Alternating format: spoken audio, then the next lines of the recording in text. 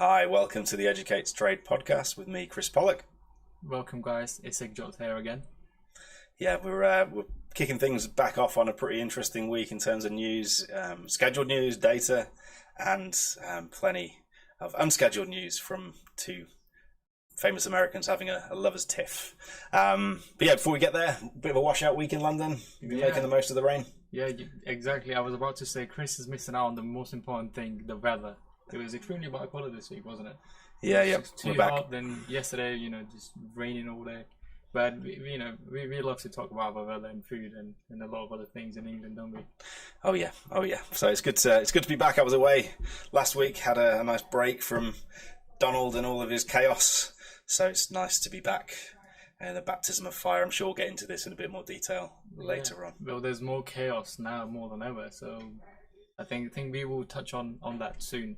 But let's start. So Chris, we've just had NFP report come out today, right? So what stood out to you in the data, and how do you see that impacting trading sentiment this month?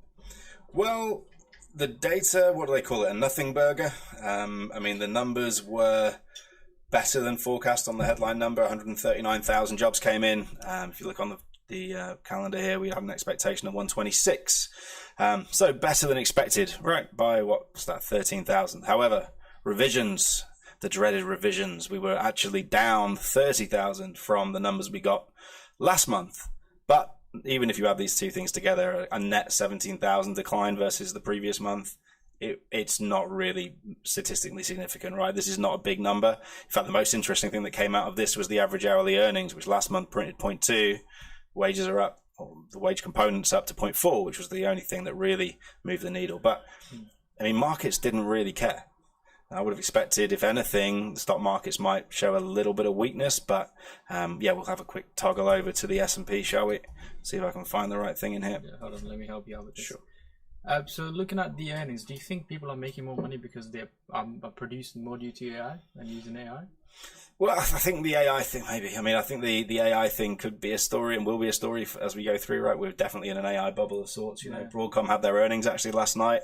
So that along with Nvidia, these are like the big US companies who are kind of right at the coal face of that industry from a hardware perspective. So, but their earnings, we were at all-time highs yesterday on Broadcom, and it was off about 5% after the earnings. So maybe the pickups aren't quite as strong as the market expected it to be. But yeah, you can see this big gap up here on the SPX from close to open, which is where we had the non-farm payroll figures. If we dig into the ES quickly, we can see here that this big spike at this is on US time, right? Yeah, so we see the 8:30 spike on the number, and the market's just liked it, right? We were up and up and up again, and we've kind of got into a little bit of a flag pattern. I expect maybe one more high, but for me, I don't think this number's good enough to lift markets. We have seen yields kind of easing off on the 2-year yields a little bit over the course of the week. Maybe because of some of the data we had weak ISM data earlier on in the week. Let's keep toggling to the wrong thing here. If we go over to the week itself, ISM services is a pretty important number. So on this was Wednesday, wasn't it? This week we had the ISM services number. So services, I think we talked about this last time. This is 70+% of the US economy. So we used to care about manufacturing. Maybe Trump will make us care about manufacturing once again, but for now, services matters most. And we had a negative print again on the services number. So maybe that means more interest rate cuts are going to come, or some interest rate cuts are going to come slightly more quickly than the market was forecasting. Hence, this has been reflected a little bit in the yields, but not sure. Today's data will do a great deal to move the needle in either direction on that. Mm-hmm. So do you think the figures that we got in front of us is just a calm before the storm, and it's just just keeping us happy in the meanwhile, and there's like a bigger picture happening behind the scenes? Well, that bigger picture is tariffs, right? We have definitely got a big picture story, and in a way that means that, at least in my opinion, that the data that we're going to get this month, next month, are they even going to be that meaningful? Because we probably had a bit of sandbagging in terms of the amount of money that was kind of spent by businesses leading into the tariff. So maybe the stockpiling has been done. So therefore, perhaps some of the data is going to be a little bit weaker anyway, naturally, over the course of the next couple of months, as they've already got ahead of the curve on this stuff. I think you've probably got to look back on this 6 months from now and look at it as an aggregate. and then maybe from then on, when will we get an answer on tariffs? Who knows? July 7th? We're not far away, right? We're about a month away from there now.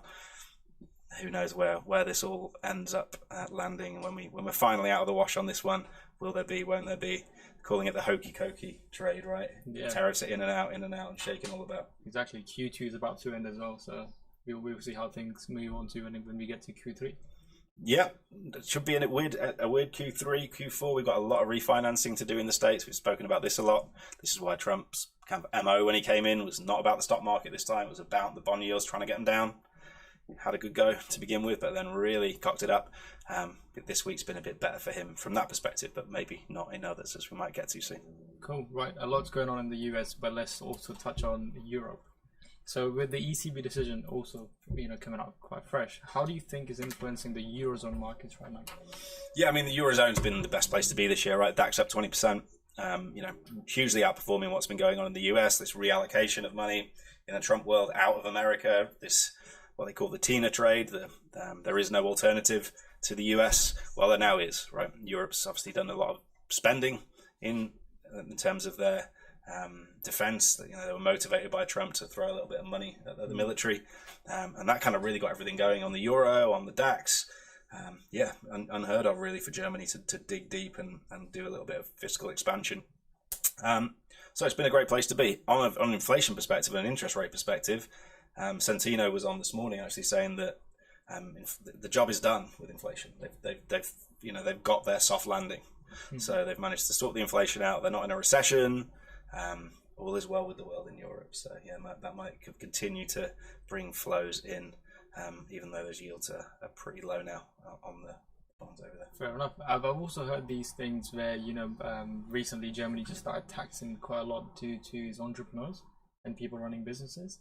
So even after having a soft landing, do you think is there any reason why for them to still be so harsh on their own citizens? This is the whole question, and when we kind of look at the mirror image of this in the US, Trump's trying to do unfunded tax cuts, right? Ultimately, if you're not going to run huge deficits and risk bankrupting if this was a business, that would be like cratering towards bankruptcy. Maybe the Germans are just trying to, they've always been pretty fiscally responsible. So if they are going to spend a bit more money, well, guess what? They're probably going to have to bring in a little bit more tax revenue as well. Maybe it's going to make, entrepreneurs in Europe, they're not really a thing compared to America. Anyone with a mind just jets out of Europe and goes over to Silicon Valley anyway. So and everyone's going to Dubai anyway. Exactly, yeah. If it's not one way, it's the other. When are you planning to move to Dubai? Not back to Dubai, thank you. No, I've had not looking for that weather at this time of year. It's a little bit hot for me. Yeah, Chris likes London rains, by the way. I was good to get away for a week last week. I was happy with that. Fair enough.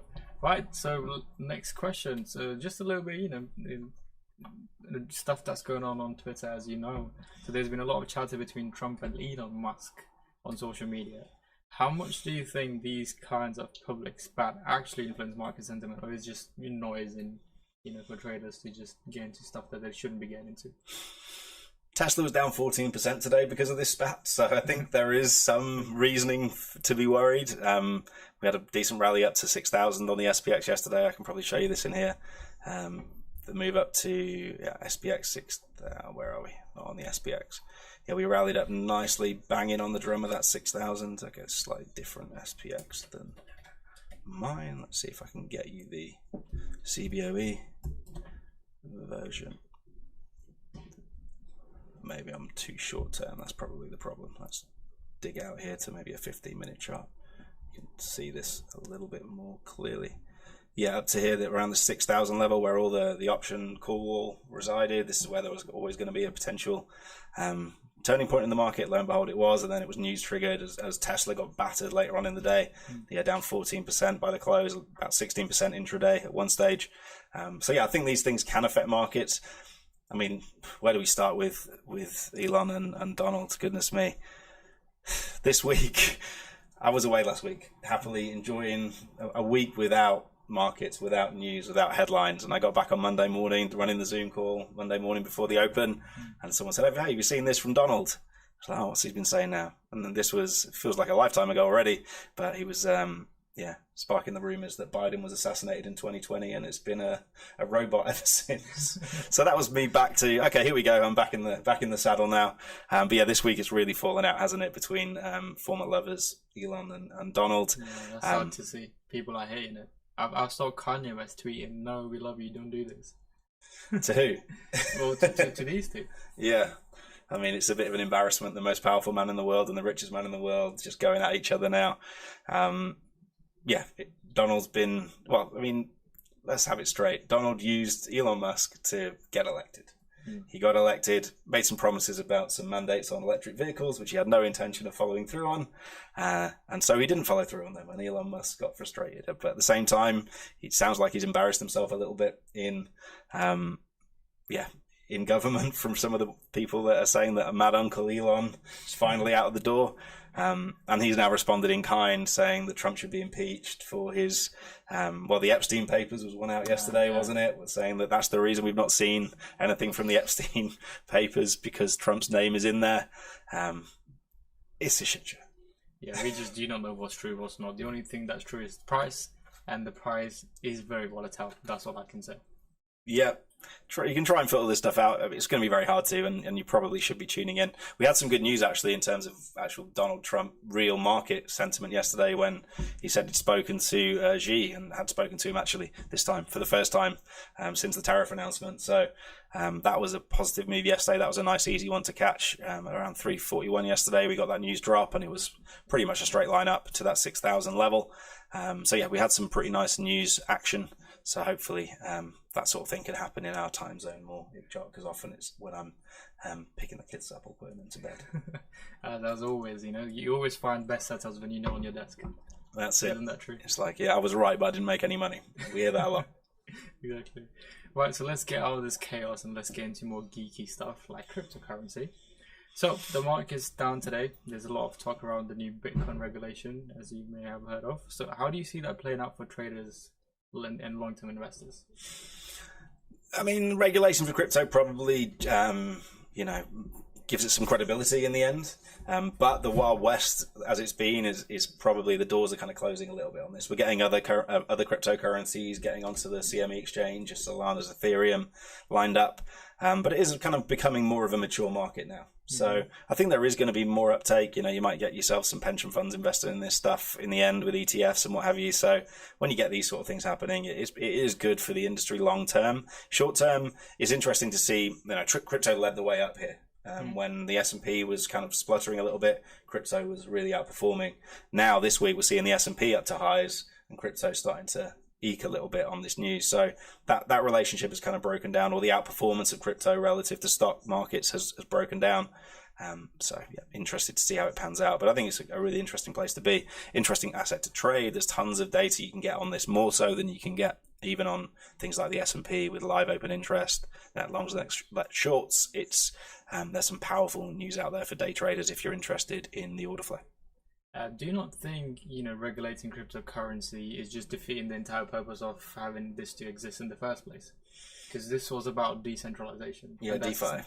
And the opposite is happening right now. So what do you think of this? Yeah, I mean, it's still going to be decentralized. It's just the way it's traded is going to be regulated. I'm not sure on the ins and outs. Z will be your man next week, I'm sure, to have a chat through on that one.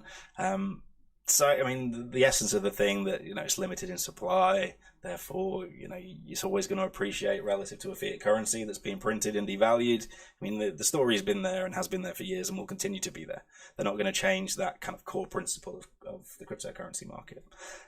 Regulation might make it more tricky, but maybe it makes it more mature, more accessible, so that the likes of pension funds can get more involved. And if they do, we saw this with the ETF launches back in my early days, back in the early 2000s, when they started doing this with commodities and started getting kind of ETFs for these things. And they just led to huge inflows and this appreciated prices, So maybe when we get all that kicking off for crypto, and even some of the meme coins or the less stable coins, we will maybe see really interesting allocations. Yeah, there's a lot in crypto, not just Bitcoin. And Bitcoin was something that no one believed in, years ago. But now everyone's, trying to get onto the bandwagon. Do you think there will be something new like Bitcoin that will come out since this gets regulated? Wow, that's a big, deep question for me. I'm not smart enough to know what's coming next. I mean, this obviously the AI thing is kind of the new one. We're already all on top of that. No, if you can tell me what the next one is, I'll be an early. I think Zishan investor. would have some insights. All right, we'll ask him next week. He's a Jedi.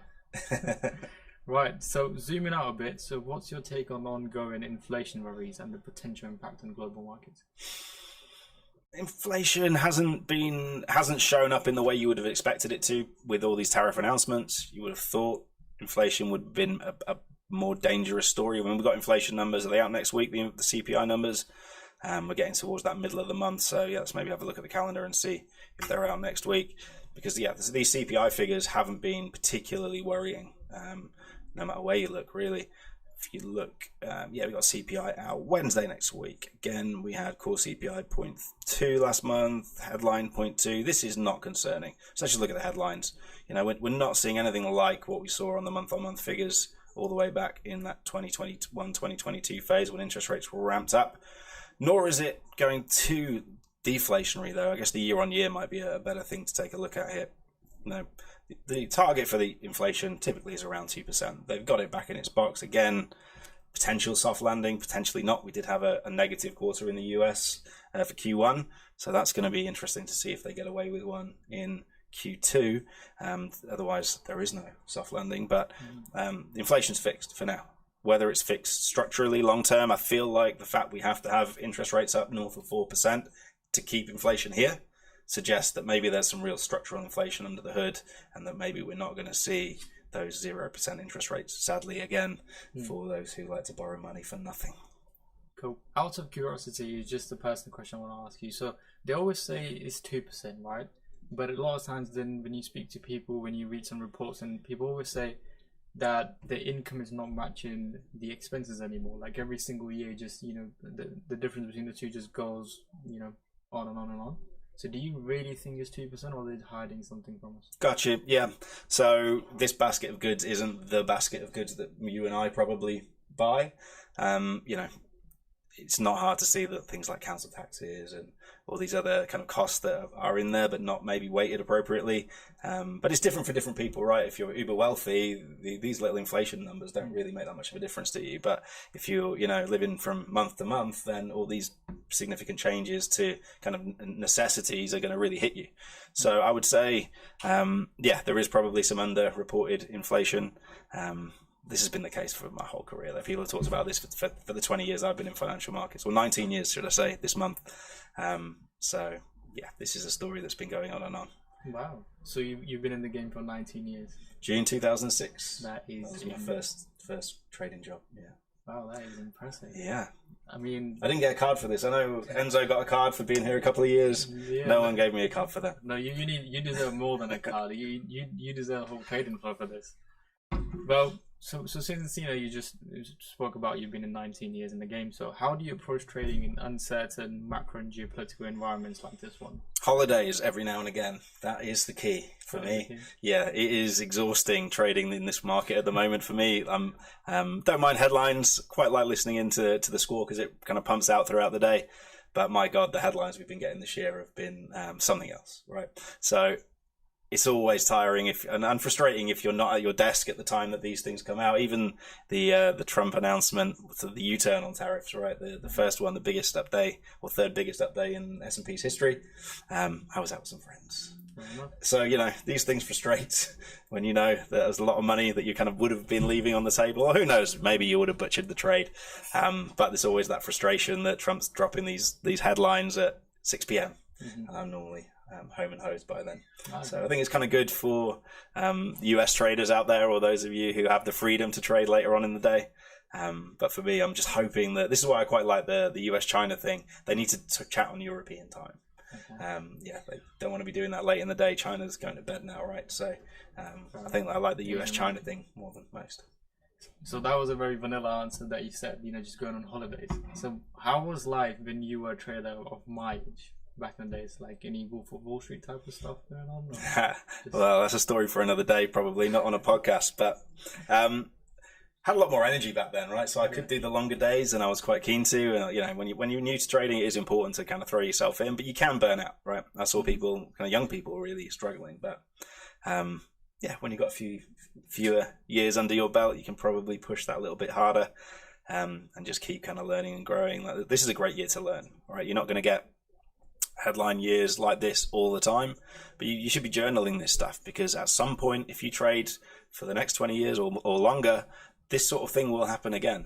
Things always repeat. And if you have an idea of what the hell did I do when that was going on, what was my strategy, what was my risk management, what was I doing each day and planning for each day, then, you know, when you haven't seen it for 5 years, it sometimes just kind of fades in your mind as to whether or what you should have been, you know, really doing. So yeah, use every single day, every single month as like a learning opportunity for those first few years.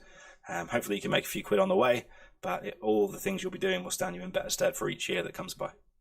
Very wise insights from you, Chris. Now getting on, mate. That's why. Yeah, well, with that being said, that was my last question to you. So, do you wish to end it here, or is there anything else that you would like to add to it? Just, yeah, let's get some popcorn and watch what Musk and Trump have in store for us over the weekend. This isn't going to go away. And yeah, maybe trading something. I don't normally trade individual stocks too much, but headline trading on Tesla might not be a bad place to look at the moment. This could be fun. Fair enough. Breaking news just in. Vladimir Putin has offered to negotiate a truce between Trump and Elon. How do you think that's going to go? I mean, this sounds like a wind-up to me. Thank you, Russell. It's breaking news. I think it's breaking. Well, I'll have to put this down and go and have a look from an accurate news source. But yeah, I mean, that's going to affect things, right? We'll see what happens with gold in that scenario. Normally, gold's a good thing to hold on a Friday. Maybe that isn't going to be great news for the gold market. Let's see. But who knows? Is that true? Well, according to my sources. Russell sources. Okay. Well, we'll like check some real sources, shall we? It seems like Russell don't want us to get off the podcast. But anyway, thank you so much, Russell. Well, we're going to conclude it here. We had a very long week. And thank you so much for tuning in, and we will see you next Friday.